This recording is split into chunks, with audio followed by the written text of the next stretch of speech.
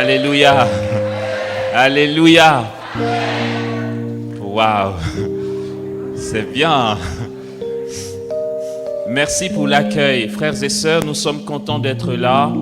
Et si vous voulez bien, en fait, celui qui permet que nous soyons là, c'est notre Seigneur, le Christ Jésus.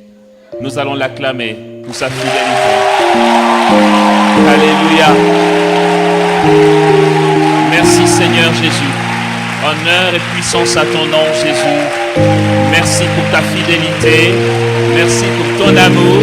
Merci pour la gloire de ton nom Jésus. Alléluia. Gloire à toi. Puissance et louange à toi.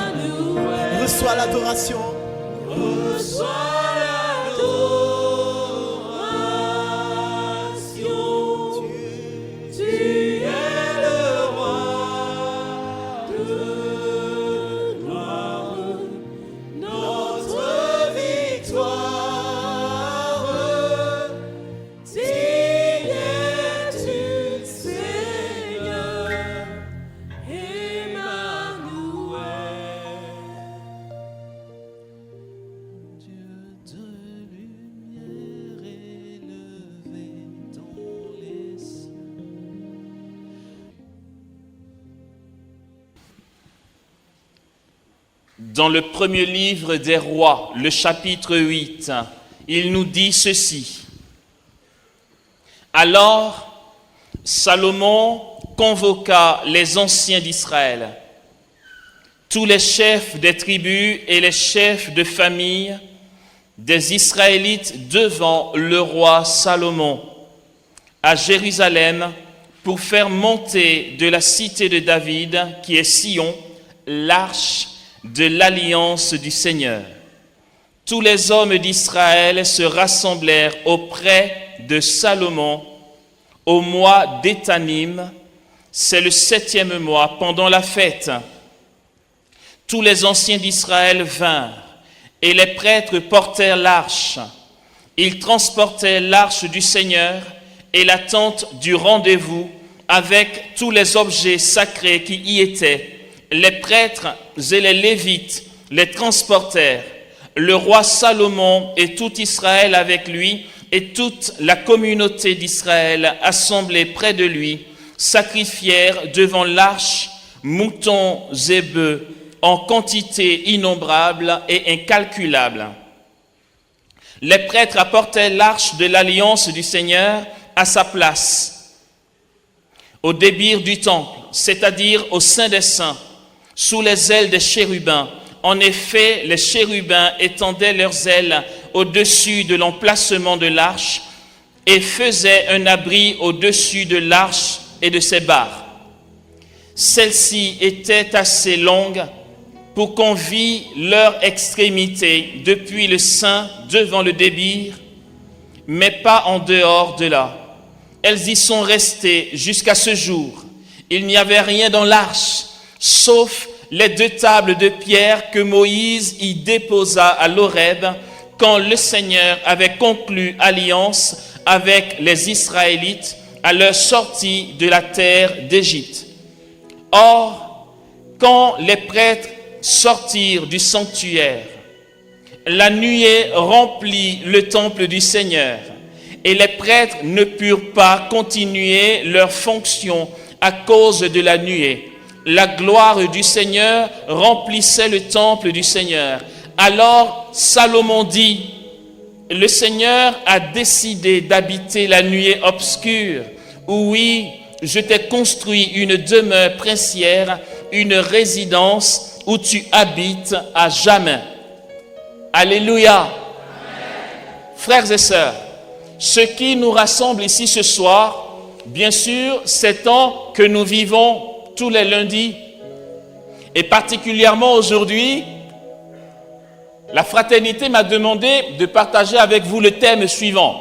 Vous allez vous dire, mais ça n'a rien à voir avec tout ce qui s'est passé jusque-là. Marie, épouse de l'Esprit. Et puis en plus, il nous lit un tel texte qui n'a rien à voir avec la Sainte Vierge. Marie, épouse de l'Esprit, ça va être la 2e bénédiction, ou du moins la suite de la bénédiction de ce soir. J'ai très peu de temps, je le sais, mais ce n'est pas grave parce qu'il n'y a pas besoin d'être bavard.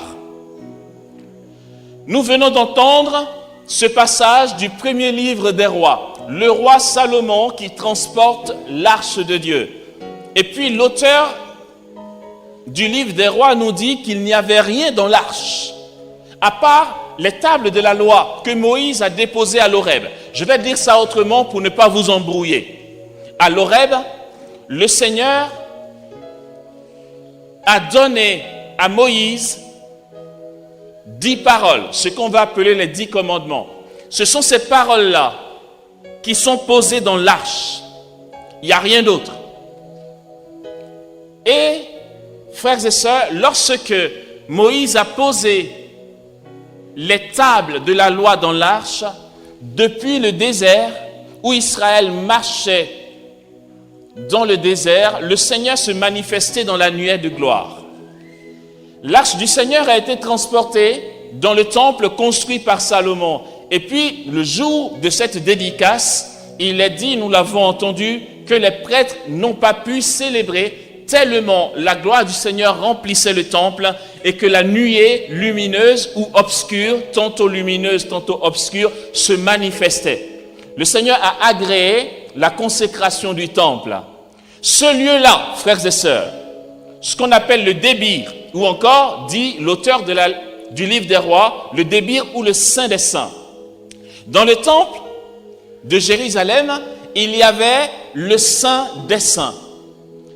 C'est de là que nous avons tiré le cœur. Quand on a nos églises, il y a le cœur, l'autel, comme on appelle aussi, où sont les prêtres. Dans le temple, il y a le saint. Il y a là où est l'assemblée. Et puis, il y a un endroit consacré pour les prêtres qui est le Saint. Tout le monde n'y va pas parce que c'est un lieu prévu pour Dieu seul.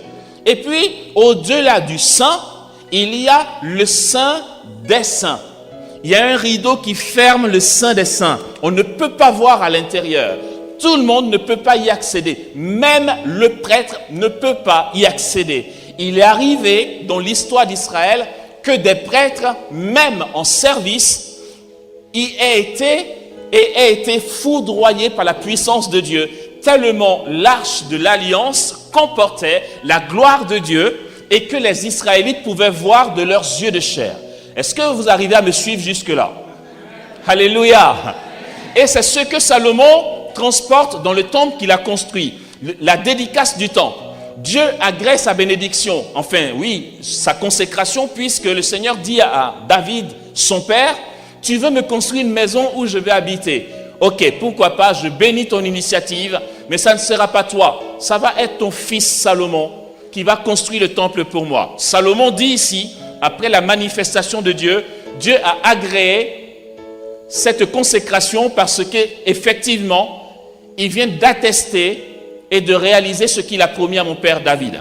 Ok, le Saint des Saints est fermé. Vous savez quoi? Le prêtre, quand il doit célébrer une fois par an, seulement le prêtre, en fonction, a le droit d'entrer dans le Saint des Saints. En dehors de ce jour, personne n'entre dans le Saint des Saints. Pendant toutes les célébrations du temple, on n'entre pas dans le Saint des Saints, c'est le lieu de la présence de Dieu. Mais une fois par an, le jour du grand pardon, qu'on va appeler en hébreu Yom Kippour, le prêtre va sacrifier sur l'autel dans le Saint des Saints pour le péché de tout le peuple. Comme Israël sait que le Saint des Saints est tellement puissant par la présence de Dieu, on se dit, et vu que c'est déjà arrivé, le prêtre en service, s'il entre et qu'il tombe, personne ne peut aller le chercher parce que personne, à part celui qui est tombé, n'a le droit d'y être. C'est pourquoi, ce que je dis là, ce n'est pas des histoires, c'est la pratique en Israël. Quand le prêtre doit entrer, on lui attache une corde à la cheville. Et puis on le laisse partir. S'il tombe, on tire. Parce que je ne veux pas avoir d'histoire, je ne veux même pas accéder dans le lieu où habite la gloire de Dieu. Alléluia. Ok, c'est ce que nous dit le premier livre des rois ici. En fait, ce qui s'est produit depuis Moïse jusqu'à nos jours a été une préfiguration d'une plus grande gloire. Frères et sœurs, je veux simplement dire ces mots-là. C'est vrai, un thème comme celui-ci, Marie épouse de l'Esprit, l'on peut le développer même en une semaine de retraite, ce n'est pas le problème. Mais ce soir, je vais nous ramener à l'essentiel pour que nous sachions ce qui est notre Mère du ciel et quelle est sa présence ici au milieu de nous. Frères et sœurs, qu'est-ce qu'il y avait dans l'arche pour que les gens redoutent autant l'arche de l'Alliance? L'auteur du livre des rois dit qu'il n'y avait rien d'autre que les tables de la loi. En fait, il y avait la Torah, les 10 paroles. Il y avait la parole de Dieu. Ça me rappelle quelque chose.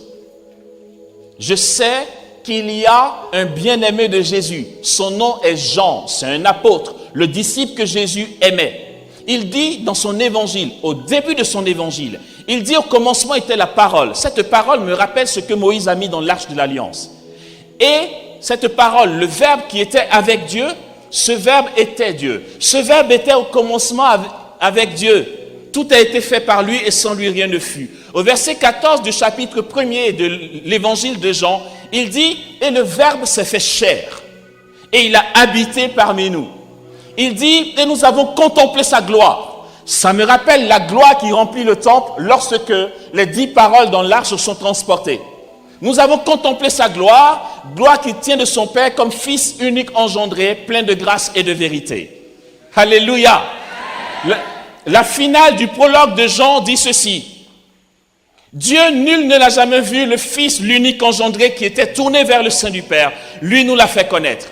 Il s'est passé quelque chose pour que le Verbe se fasse chair en Marie. Il est dit, le 6e mois, l'ange Gabriel fut envoyé à une jeune fille de la maison de David. Son nom était Marie. L'ange entrait et lui dit, Réjouis-toi, kekaritomene, réjouis-toi. Kekaritomene, c'est le mot grec, c'est l'expression en grec. Ça veut dire réjouis-toi, on va dire comblé de grâce. Mais littéralement, Gabriel a dit à Marie, réjouis-toi, saturé de grâce. Kekaritomene. Alléluia. Il dit, je viens t'apporter cette nouvelle. Tu seras la mère du Sauveur. Tu seras la mère du Verbe. Tu vas être celle qui va porter le Verbe de Dieu. En fait, entendons, tu seras la nouvelle arche d'alliance. Tu vas porter la parole de Dieu. Alléluia. L'arche d'alliance qui est rentrée dans le temple et qui a porté la nuée était la préfiguration de notre mère du ciel. Le Verbe de Dieu, le Christ Jésus qui prend chair de Marie, qui est fécondé en son sein, donne à Marie d'être la nouvelle arche d'alliance et la gloire de Dieu l'accompagne. C'est pourquoi elle dit, mais comment c'est possible? Je ne connais pas d'homme. Et l'ange lui répond ceci, l'Esprit Saint viendra sur toi. Alléluia. Et la puissance du Très-Haut te prendra sous son ombre. C'est pourquoi celui qui naîtra de toi sera saint et sera appelé fils de Dieu. Frères et sœurs, je redis ça d'une autre manière. Parce qu'en fait, lorsqu'on va lire le catéchisme de l'Église catholique, il est dit ceci. Il n'y a aucune différence, frères et sœurs, aucune différence entre la nuée de gloire qui remplit le temple de Jérusalem et la puissance de l'Esprit qui vient sur la Vierge Marie. Qu'est-ce qui s'est passé lorsque Salomon a consacré le temple? Il s'est passé quoi? C'est que la nuée de Dieu a rempli le temple, tellement puissante que les prêtres n'ont pas pu célébrer. Cette même nuée vient et accompagne toujours la parole de Dieu. L'ange dit ceci, et je le dis à nouveau, l'Esprit Saint viendra sur toi, et la puissance du Très-Haut te prendra sous son ombre. Ici, l'auteur du livre des rois parle d'une nuée obscure. La puissance du Très-Haut te prendra sous son ombre. C'est pourquoi l'être saint qui naîtra de toi sera appelé fils de Dieu. Marie, l'arche d'alliance. C'est pourquoi, frères et sœurs, ne nous étonnons pas.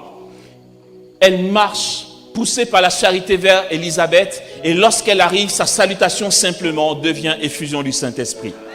Alléluia. Ce qui va se passer ici ce soir, je ne suis pas en train de donner un souhait pieux, je nous dis ce qui va se passer, frères et sœurs. Ce que Dieu veut continuer à faire dans notre assemblée ce soir, c'est ceci. Écoutons bien ceci. Marie est remplie de la puissance du Saint-Esprit. Elle est kekaritomene, elle est saturée de grâce. Et en plus de ça, la puissance du Très-Haut la prend sous son ombre. En fait, sous son ombre, c'est quoi? C'est l'époux. C'est l'Esprit de Dieu qui vient épouser Marie, qui est toute docile. L'Esprit de Dieu lui-même, qui a façonné Marie, qui l'a préparée, qui a fait d'elle une servante docile, fidèle, tout abandonnée à la volonté de Dieu, comme on le disait, est lui-même docile et tout donné. La particularité de l'Esprit dans la Trinité, il est dit quoi dans notre credo? Il est Dieu. Non, là c'est Jésus là. Non, je crois en l'Esprit Saint, voilà, qui est Seigneur et qui donne la vie. Il procède du Père et du Fils. Avec le Père et le Fils, il reçoit même adoration et même gloire. L'Esprit est Dieu. Pourtant, il est gémissement. L'Esprit est gémissement. Lumière est le Père. Lumière des lumières est le Fils. Et gémissement est l'Esprit Saint.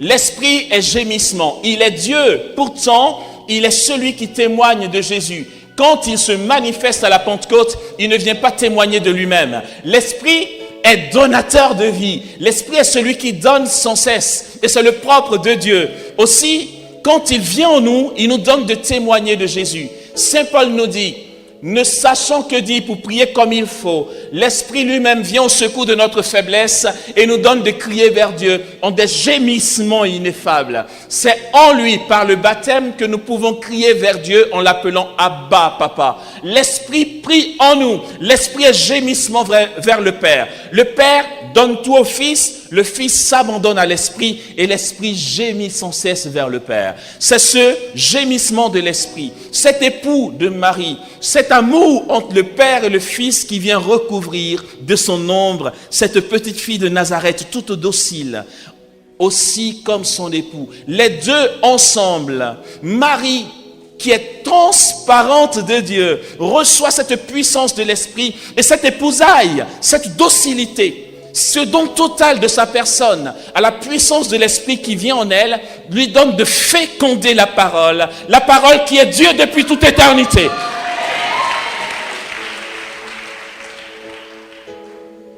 C'est pourquoi, et je m'arrête, bien sûr, j'avais prévu plus long, mais Jésus a fait autrement. Frères et sœurs, entendons ceci. Frères et sœurs, on est dans la prophétie là. Non mais là, on est à fond dans le prophétique. Mais bien comme il faut. Oh, c'est puissant. C'est génial. J'ai une bonne nouvelle pour nous. J'ai une sacrée bonne nouvelle. En fait, j'ai une commission de notre Mère du Ciel pour nous ce soir. Elle est l'épouse de l'Esprit. Elle est toute pétrie de lui. Les gens du temps de Salomon ont raté cette gloire. Bon, aujourd'hui, il la contemple dans le ciel. Mais l'arche de l'alliance de Dieu, elle est la nouvelle arche de l'alliance. Trône de la sagesse, tour d'ivoire, jardin clos, la merveille des merveilles. Alléluia. Elle est ma maman, elle est ta mère. Elle est toute transparente de la puissance de Dieu. Frères et sœurs, elle est d'une telle docilité, d'une telle transparence à l'Esprit Saint qu'elle ne peut pas faire moins que ce que l'Esprit Saint fait.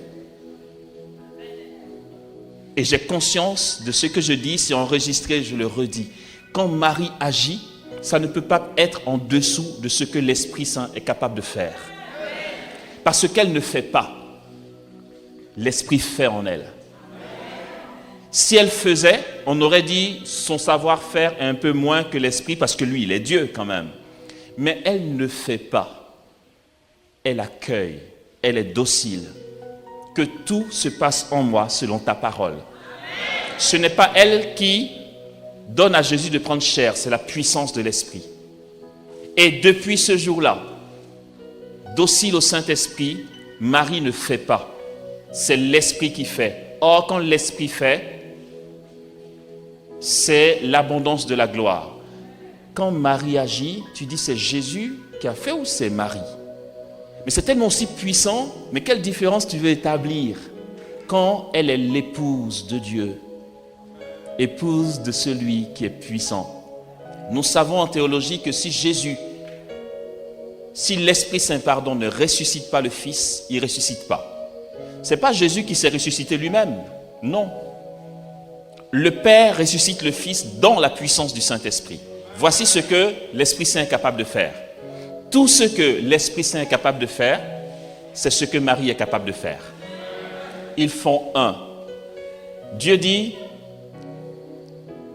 et tous deux ne feront plus qu'une seule chair. À plus forte raison, lui, l'époux de Marie, il n'y a aucune différence. Voici pourquoi maintenant je vais prophétiser, frères et sœurs. Je vais prophétiser des choses bien, mais des choses super bien, tu vois. Mais le truc de ouf, quoi, enfin, de fou. Trop bien, et c'est une sacrée bonne nouvelle, je suis content de ce qui va se passer pour nous. Ne va pas cogiter, ne te dis pas, est-ce que ça va se faire, est-ce que c'est vrai? Laisse tomber, tu vois, tu te rends malade pour pas grand-chose. Ce que Dieu veut faire, il va le faire. Et ce soir, maintenant tu sais que ce n'est pas l'homme qui fait, ce n'est pas moi qui fais. Donc ce que je vais annoncer ne va pas dire, mais comment il veut que ça se fasse? Comme ce n'est pas nous qui faisons et que rien n'est impossible à Dieu, ça va se faire. Mais c'est tellement génial que tu vas te dire, est-ce que c'est vrai? Mais je te rassure, c'est vrai. Ok, voici ce que Dieu veut faire.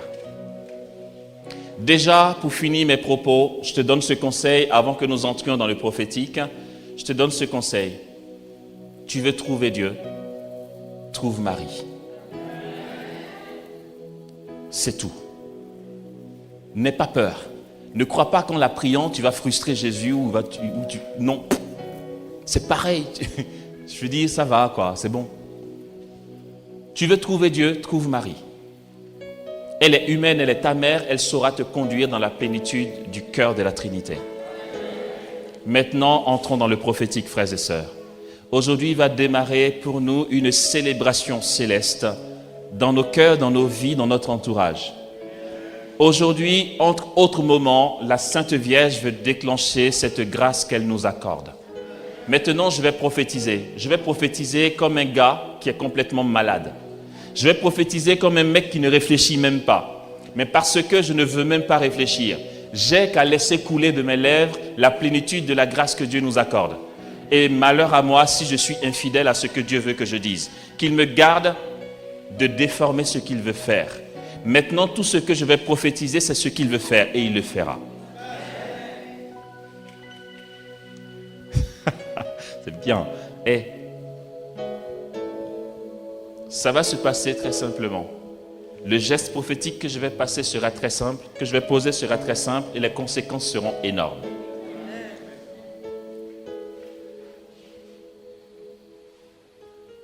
Est-ce que tu réalises quand quelqu'un attrape ton poignet? Ma sœur, tu veux bien te lever? Est-ce qu'on t'a déjà tenu comme ça? Au moins quand tu étais gamin, on t'a tenu comme ça. Enfin, tu sens qu'on t'attrape au moins là. Tu sens une main t'attraper. D'accord, merci ma soeur. Ok. Je le dis, je vais prophétiser comme un gars qui... La Sainte Vierge va se manifester à beaucoup ici. Ok. Elle va se manifester à beaucoup ici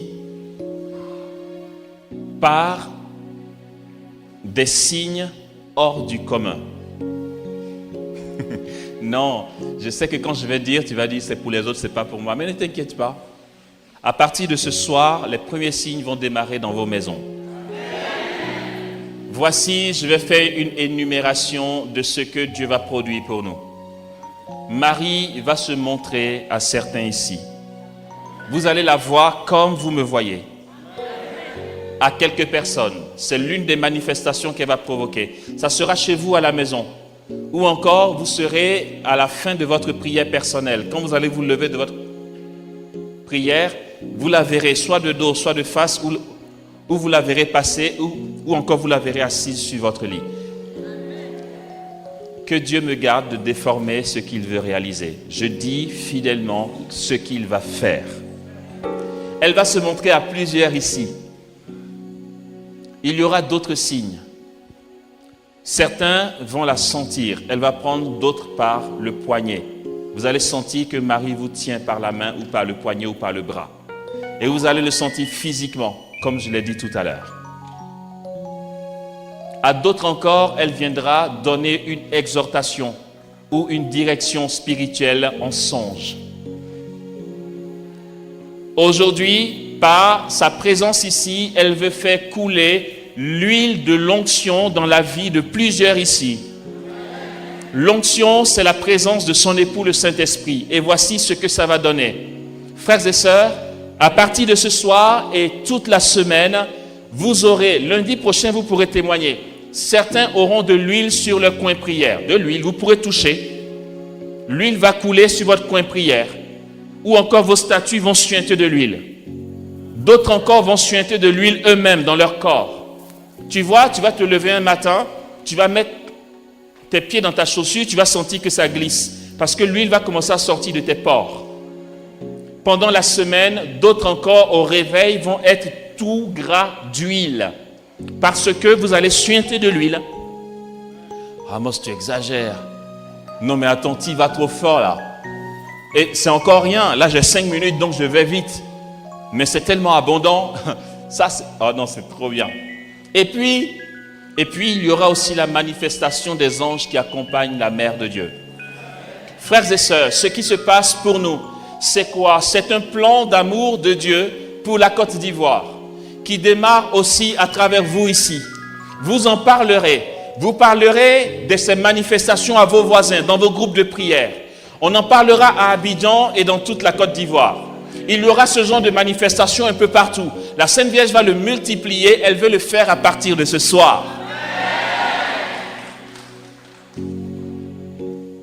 Et ça a déjà commencé d'ailleurs. Elle est notre mère. Elle nous dit ceci. Je viens, moi, votre mère, prendre soin de vous. Je vous porterai. Vous me sentirez. Je vous toucherai. Je vais vous porter et vous unir à moi. Je vais vous blottir contre ma poitrine. Vous sentirez mon parfum. Vous sentirez mon cœur battre. Vous saurez que vous avez une mère. Dans mes bras, vous serez consolés. Et je vous consolerai, dit Marie. Je vous protégerai par ma présence maternelle. Je viendrai vers vous. Je viendrai et je vous porterai comme une mère porte ses enfants. Aujourd'hui, dit la Sainte Vierge, n'ayez plus peur. Je suis votre bouclier maternel. De mon manteau, je vous recouvre. Avec mon voile, je vous protège. Voici ce que nous allons faire. Sainte Vierge, avec le temps qu'il nous reste, tu comprendras, je ne peux pas donner la totalité de la prophétie que tu mets sur mon cœur. Pourtant, Marie accomplit ce que mes lèvres n'ont pas pu annoncer dans la vie de mes frères et sœurs. Qu'il y ait une abondance, qu'ils en soient surpris. Beaucoup verront les anges, beaucoup verront Marie, d'autres seront enseignés en songes. Il y aura de l'huile qui va couler. Vous allez suinter de l'huile qui va sortir de vos pores, de vos paumes, de la pointe de vos pieds, sur vos coins de prière. Vos statues vont suinter. Vous aurez des paillettes de gloire. L'or va apparaître sur vos vêtements et sur vos lits et sur vos coins de prière. Et le Seigneur va continuer à le faire, frères et sœurs. Et ça va se multiplier dans la nation. Ça va commencer par vous ici. Merci Seigneur pour cet amour particulier que tu as pour cette assemblée. Merci Marie pour ton choix qui s'est penché sur mes frères et sœurs ce soir. Alléluia. Ça nous intéresse? On va démarrer ça. Je vais poser ma main par terre. C'est ce que Jésus veut que je fasse. Je vais poser ma main au sol. Et comme vos pieds touchent le sol, la grâce passera par le sol. Et vous allez voir pour certains, dès que je vais poser ma main au sol, l'huile va commencer à suinter dans la paume de certains. Vous aurez la paume grasse. Il y aura des paillettes de gloire qui vont apparaître sur certains de vos visages. Vos voisins pourront les voir. À la maison, vous allez voir qu'on va vous dire que votre visage scintille de paillettes de gloire. Ça va commencer là. Et Marie vous saisira. Dès cette nuit et toutes les nuits de la semaine et tous les jours, Marie opérera une manifestation particulière pour chacun de nous ici. Nous saurons qu'elle est proche, elle nous consolera et nous ne manquerons plus jamais de rien, car elle est notre mère. Recevons maintenant, accueillons ça.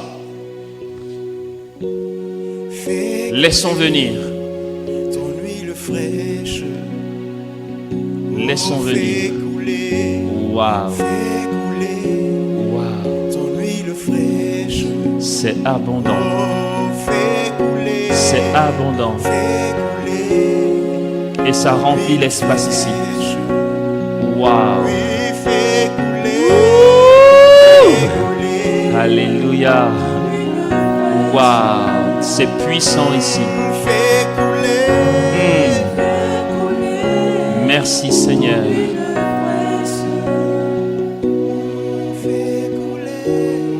Le Seigneur le fera. Nous serons débordants de sa manifestation, de sa gloire. La Sainte Vierge se fera voir. Nous en entendrons parler. Il y a une personne ici à qui la Vierge Marie va apparaître régulièrement.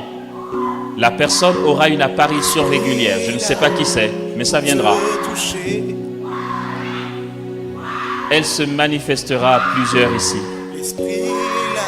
dans sa présence.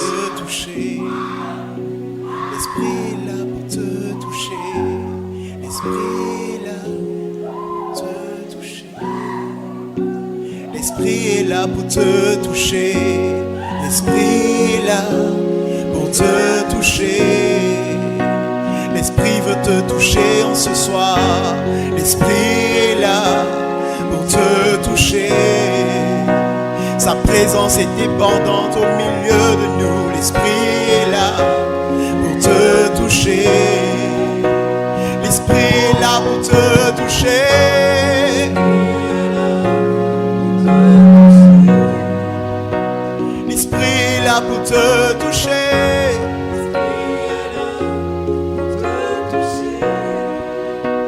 L'Esprit est là pour te toucher.